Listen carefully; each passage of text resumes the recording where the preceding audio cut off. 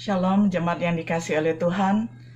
Bersyukur pada hari ini kita bersama-sama dapat belajar firman Tuhan bersama dari tema yang dipercayakan kepada saya adalah dosa sama dengan tidak taat.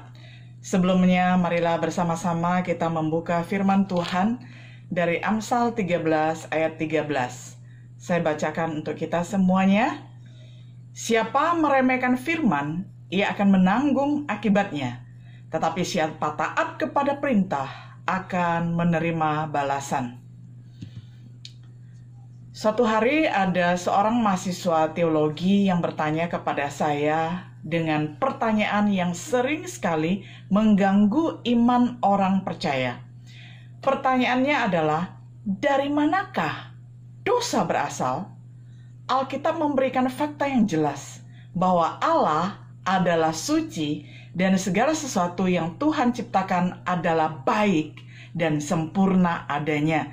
Kejadian 1 ayat 31. Baik adanya dan sempurna adanya itu dengan kata meot tov.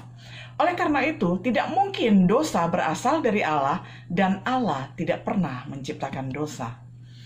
Jadi dari manakah dosa berasal? Dosa berasal dari hati Lucifer, seorang malaikat Tuhan yang diciptakan oleh Tuhan, tetapi karena berbagai kelebihan yang dimilikinya, ia menjadi sombong dan mulai melawan Tuhan. Hal ini dapat kita pelajari di dalam Yehezkiel 28 ayat 15-17 dan Yesaya 14 ayat 13-14. Saya bacakan terlebih dahulu dari Yehezkiel 28 ayat 15-17. Engkau tidak bercelah di dalam tingkah lakumu sejak hari penciptaanmu sampai terdapat kecurangan padamu. Dengan dagangmu yang besar engkau penuh dengan kekerasan dan engkau berbuat dosa. Maka kubuangkan engkau dari gunung Allah dan kerub yang berjaga membinasakan engkau dari tengah batu-batu yang bercahaya. Engkau sombong karena kecantikanmu, hikmatmu kau musnahkan demi semarakmu. Ke bumi kau kulempar, kepada raja-raja engkau kuserahkan menjadi tontonan bagi matanya. Satu lagi dari Yesaya 14 ayat 13 hingga ayatnya yang ke-14. Engkau yang tadinya berkata dalam hatimu, aku hendak naik ke langit, aku hendak mendirikan tahtaku mengatasi bintang-bintang Allah, dan aku hendak duduk di atas bukit pertemuan jauh di sebelah utara. Aku hendak naik mengatasi ketinggian awan-awan, aku hendak menyamai yang maha tinggi. Ini adalah Lucifer. Walaupun memang nama Lucifer tidak tercatat di dalam Alkitab terbitan LAI, Lembaga Alkitab Indonesia, tetapi beberapa versi misalnya King James Version ataupun New King James Version, di situ lebih jelas. Di situ memakai nama Lucifer yang kemudian akhirnya dikenal dengan setan, dan melaluinya lah segala jenis dosa dan kejahatan ada di dunia ini. Untuk melihat lebih lanjut bagaimana Alkitab menjelaskan tentang dosa, marilah kita menyelidiki terlebih dahulu istilah dosa yang dipakai oleh Alkitab PL dan PB. Di dalam bahasa Ibrani ada 3 kata yang dipakai untuk menjelaskan tentang dosa. Yang pertama adalah kata hatta. Artinya tidak memenuhi standar atau sasaran Allah. Kata yang kedua adalah afon. Artinya pelanggaran dari batas yang sudah ditentukan oleh Allah. Yang ketiga, pesa. Artinya penolakan untuk tunduk di bawah otoritas yang benar. Sedangkan di dalam bahasa Yunani ada 2 kata yang berbeda yang dipakai untuk menggambarkan tentang dosa. Kata yang pertama adalah adikia, artinya perbuatan yang tidak benar. Kata yang kedua adalah hamartia, artinya meleset dari target atau sasaran yang sudah ditetapkan.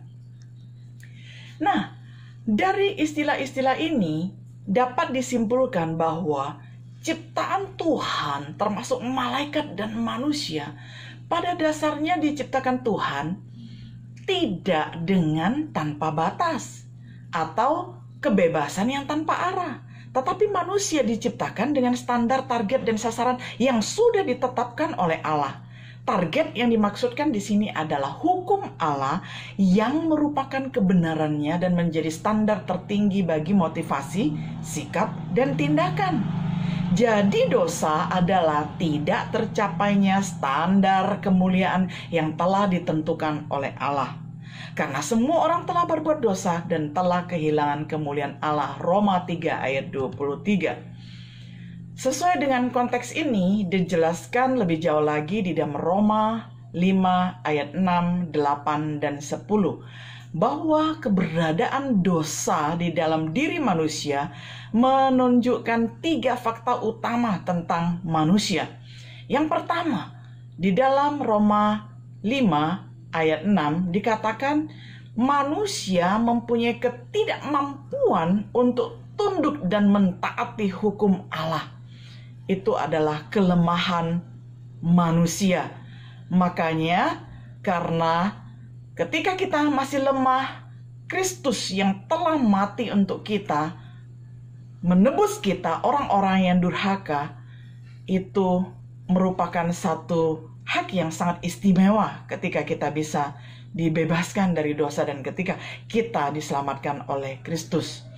Lalu yang kedua, kesengajaan manusia untuk melanggar batas larangan yang ditentukan oleh Allah. yakni manusia berdosa. Di ayat yang ke-8 dikatakan, akan tetapi Allah menunjukkan kasih-Nya kepada kita oleh karena Kristus telah mati untuk kita ketika kita masih berdosa. Nah, kemudian kita melihat lagi hal yang ketiga, bahwa keputusan moral manusia berdasarkan akal budinya untuk melakukan yang manusia tahu seharusnya tidak dipilih. Jadi ini menjadikan manusia itu sebagai setru atau sebagai lawannya Allah. Itu terdapat di dalam Roma 5 ayat yang ke-10. Dikatakan, sebab jikalau kita ketika masih seteru diperdamaikan dengan Allah oleh kematian anaknya, lebih-lebih kita yang sekarang telah diperdamaikan pasti akan diselamatkan oleh hidupnya. Alkitab melihat dosa sebagai sesuatu yang serius dan berat. Dosa bukan hanya sekedar kelemahan. Dosa sekecil dan sesedikit apapun merupakan pelanggaran yang membuat manusia menjadi setru Allah. Pelanggaran terhadap satu hukum Allah merupakan pelanggaran terhadap semua hukum. Alkitab juga menyebutkan adanya perbedaan kualitas dosa dan kuantitas dosa. Dosa pertama yang dilakukan oleh manusia menunjukkan sifat dosa manusia pada umumnya, yaitu 1. Meragukan kebenaran yang ditunjukkan oleh Allah. What is true? Manusia selalu menjadi skeptis dan selalu memberikan pertanyaan, what is true? Apakah itu benar? Mereka meragukan kebenaran asali dari Allah. Jadi mereka menganggap bahwa di dalam diri mereka juga mempunyai standar untuk mengukur tentang kebenaran. Jadi ketika Allah memberikan kebenaran, maka mulai diragu-ragukan. Kebenaran saya tidak sesuai dengan kebenaran Allah. Nah, itu yang sering sekali menyebabkan manusia menjadi skeptis, meragukan kebenaran dari Allah. Yang kedua, manusia cenderung sombong, dan kesombongan yang menyebabkan pelanggaran standar moral. Sering sekali manusia bertanya dengan pertanyaan, what is right? Apakah ini benar?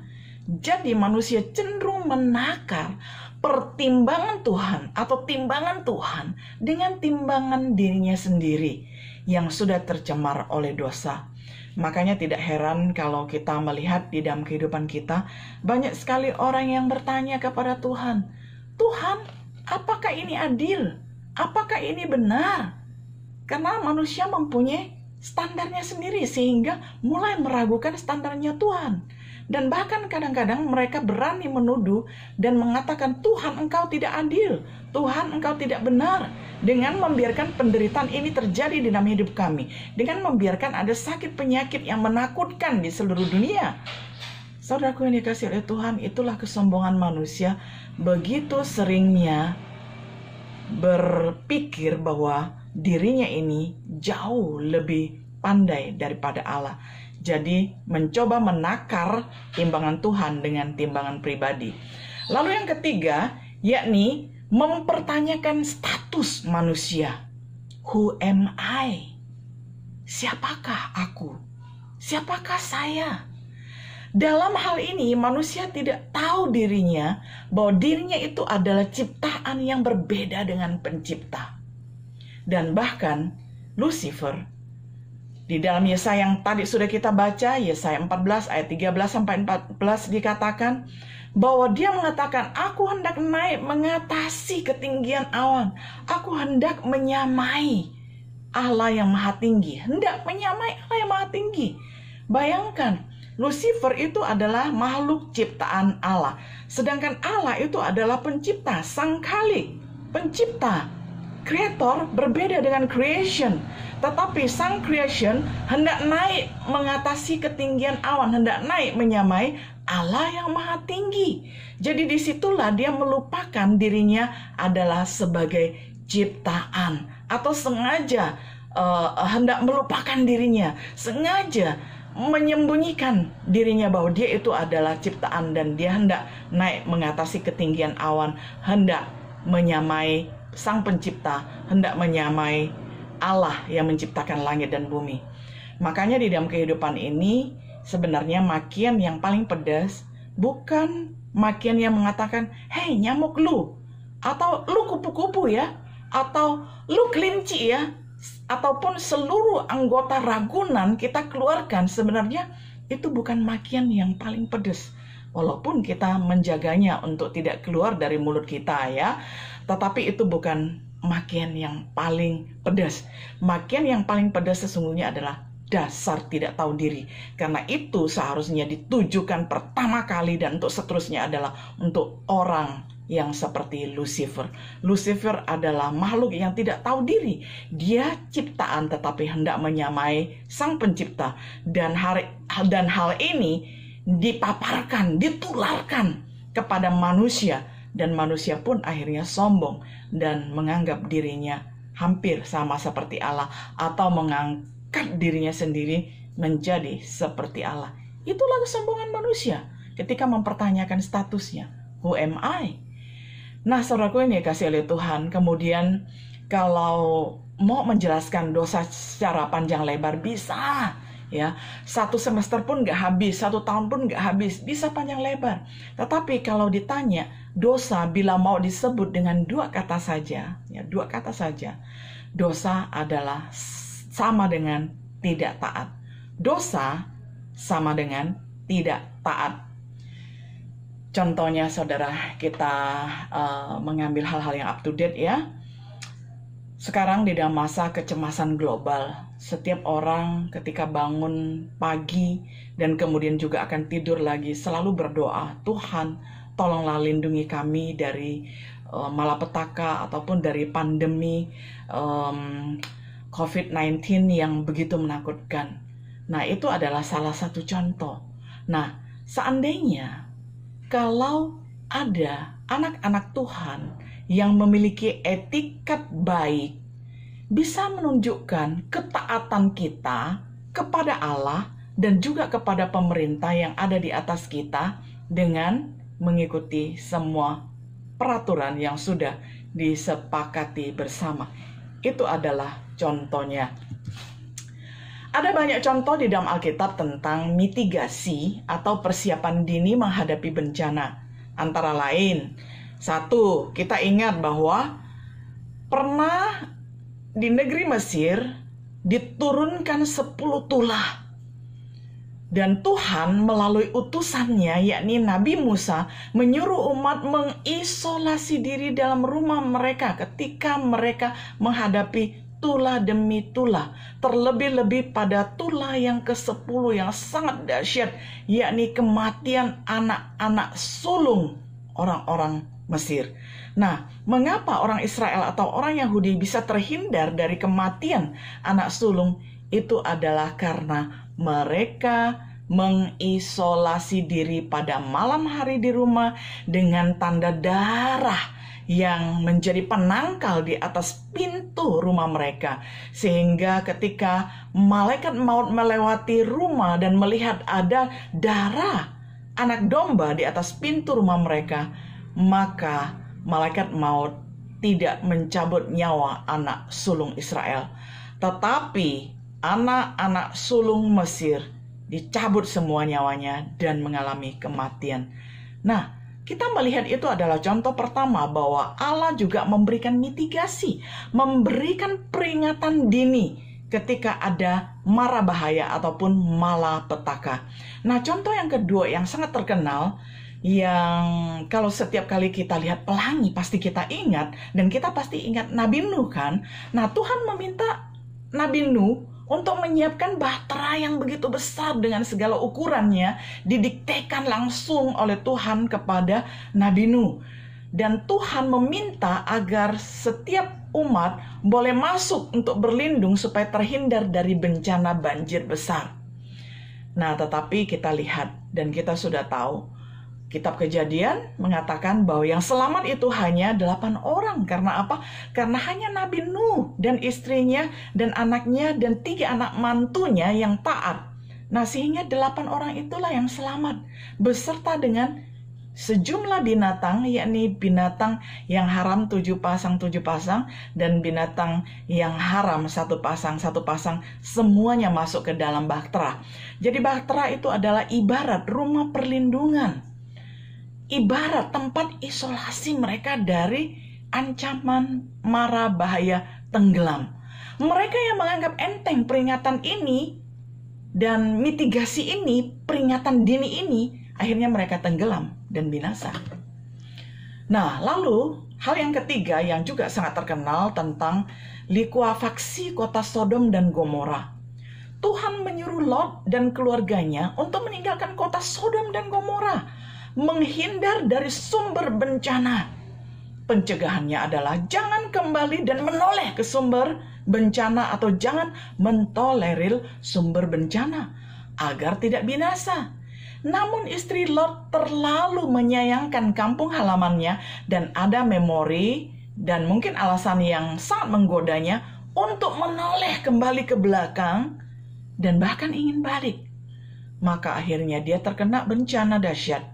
Dan Alkitab akhirnya mencatat dia menjadi tiang garam.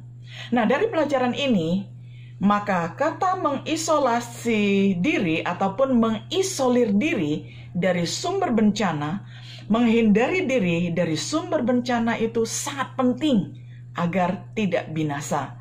Melalui hikmat dan pengetahuan akan mitigasi bencana dari Tuhan, maka Nuh, Musa, dan Lot dapat menyelamatkan diri sendiri, menyelamatkan keluarga, dan bahkan menyelamatkan umat Allah.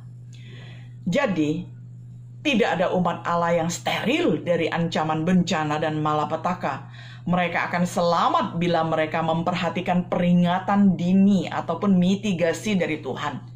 Jangan tunggu sampai bencana datang dan kita tidak mempersiapkan diri.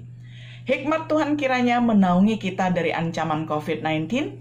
Siapa meremehkan firman akan menanggung akibatnya, tetapi siapa taat kepada perintah akan menerima balasan. Amsal 13 ayat 13. Mari kita menjadi umat yang taat kepada Tuhan dan otoritas di atas kita, pemerintah yang adalah duta Allah di tengah-tengah bumi ini.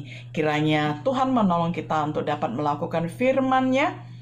Tuhan Yesus memberkati. Happy Sunday.